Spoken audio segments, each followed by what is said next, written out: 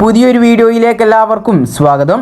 2021-22 Indian super league സീസണിൽ കേരള ബ്ലാസ്റ്റേഴ്സിനെ ഫൈനലിൽ എത്തിക്കുന്നതിൽ മുഖ്യ പങ്ക് വഹിച്ച താരമായിരുന്നു അൽവാരോ വാസ്കസ്. ആ ഒരു സീസണിൽ കേരള ബ്ലാസ്റ്റേഴ്സ് എന്ന ക്ലബിന് വേണ്ടിയിട്ട് 8 ഗോളുകളും 2 അസിസ്റ്റും നേടാൻ അൽവാരോക്ക് സാധിച്ചിട്ടുണ്ടായിരുന്നു. തുടർന്ന് 2022-23 സീസണിലും കേരള ബ്ലാസ്റ്റേഴ്സിനോടൊപ്പം അൽവാരോ വാസ്കസ് തുടരുന്നത് കാണാൻ വേണ്ടി ബ്ലാസ്റ്റേഴ്സ് ആരാധകരെല്ലാവരും ആഗ്രഹിച്ചിട്ടുണ്ടായിരുന്നു. എന്നാൽ 2 വർഷത്തെ കരാറിൽ FC ഗോവയിലേക്ക് അൽവാരോ വാസ്കസ് ചേക്കേറുകയായിരുന്നു ചെയ്തിട്ടുണ്ടായിരുന്നത്.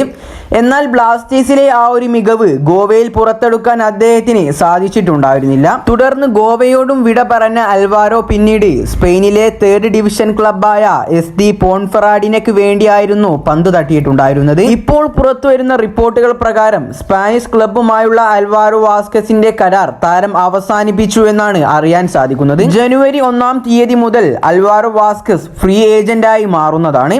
പരിക്കേറ്റ് വിശ്രമിക്കുന്ന കേരള ബ്ലാസ്റ്റേഴ്സിലെ സൂപ്പർ താരമായിരുന്ന അഡ്രിയാൻ ലൂണയുടെ പകരക്കാരനെ തേടുന്ന കേരള ബ്ലാസ്റ്റേഴ്സ് അൽവാരോ വാസ്കസിനെ ലൂണക്ക് പകരമായി പരിഗണിക്കാൻ സാധ്യതയുണ്ട് എന്ന് പറയുന്ന റിപ്പോർട്ടുകളും ഇപ്പോൾ പുറത്തേക്ക് വരുന്നുണ്ട്. പകരക്കാരനാവാൻ കഴിയില്ലെങ്കിലും നിലവിൽ മികച്ച ഫോമിൽ കളിക്കുന്ന ടീമിന് സംഭാവന നൽകാൻ താരത്തിന് കഴിയുമെന്ന് ഉറപ്പാണ്.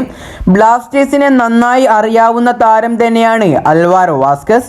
2021-22 സീസണിൽ അൽവാരോ വാസ്കസും അർജന്റീനക്കാരനായ ജോർജ് പെരേര ഡേയസും ചേർന്നുള്ള ജോഡിയുടെ കരുത്തിൽ ISL ഫൈനലിൽ വരെ കേരള ബ്ലാസ്റ്റേഴ്സ് എത്തിയിട്ടുണ്ടായിരുന്നു. ഏതായാലും ഇതിനെ തുടർന്നുള്ള കൂടുതൽ റിപ്പോർട്ടുകളൊക്കെ വരും ദിവസങ്ങളിൽ പുറത്തേക്ക് വരുമെന്നാണ് നമ്മൾ പ്രതീക്ഷിക്കുന്നത്. പക്ഷേ ഉറപ്പായിട്ടും താരം ബ്ലാസ്റ്റേഴ്സിലേക്ക് വരും എന്നൊന്നും നമുക്ക് പറയുവാൻ സാധിക്കുകയില്ല.